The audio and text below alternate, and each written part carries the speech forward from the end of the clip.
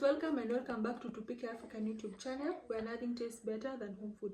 So on today's episode, we'll be making these delicious donuts at the comfort of our home. Look at that, look at how they are, and also they really smell well, and they are so moist and so delicious. Kindly stay tuned as we make them together easily, and hit that subscribe button, and please subscribe to the channel, and leave a sweet comment on the. So these are the ingredients that we need. We need wheat flour, yeast, sugar, and melted butter or margarine. And then we also have liquid, which is warm milk. Remember that if you use hot or cold milk, it can definitely destroy your yeast, and you don't want to destroy your yeast because yeast is the main ingredient in this recipe, because you don't want to have flat donuts. And also, sugar is also a catalyst in fastening the process in which the yeast is going to bubble up, or how we are going to check whether the yeast is still alive or not. Okay, so we're going to, after mixing perfectly, we're going to cover that for 15 minutes, and look at that, my yeast was the best, it was still alive. And now I had to transfer it to another container.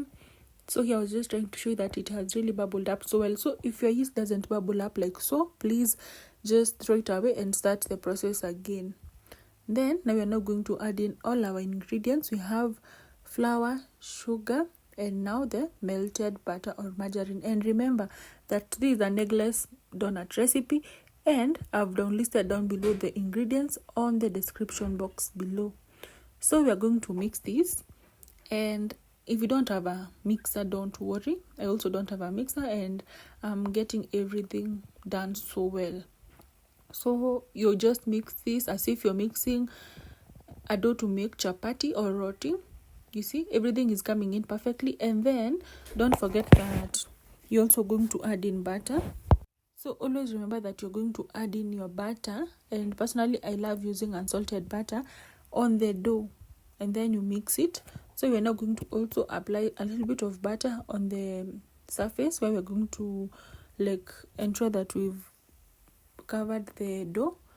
After that, you now ensure that you either take a cling film or just a clean kitchen towel to cover.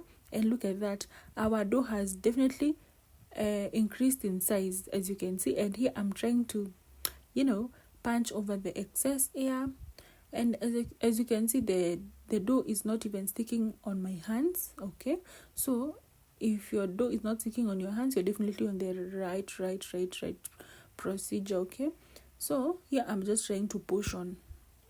So if you're not so confident about this step, you can definitely buy a kitchen scale. But if you don't have, don't worry, you can just use your eyes, or even try to measure the sizes using your hands. I've been doing that for quite some time, and at least I'm never disappointed so much.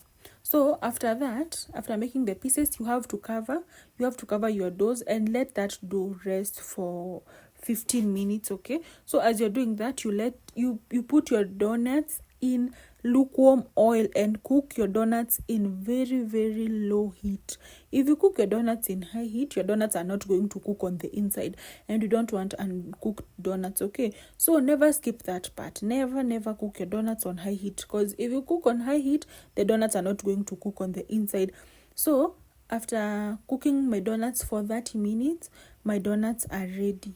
So if you undercook your donuts, you'll have a very unraw dough, and we don't want that. So as you can see, 2 cups of flour, and I was able to make. So guys, after everything, our delicious donuts are finally ready. As you can see, you don't have to enjoy boring breakfast. You can always try out my donut recipe.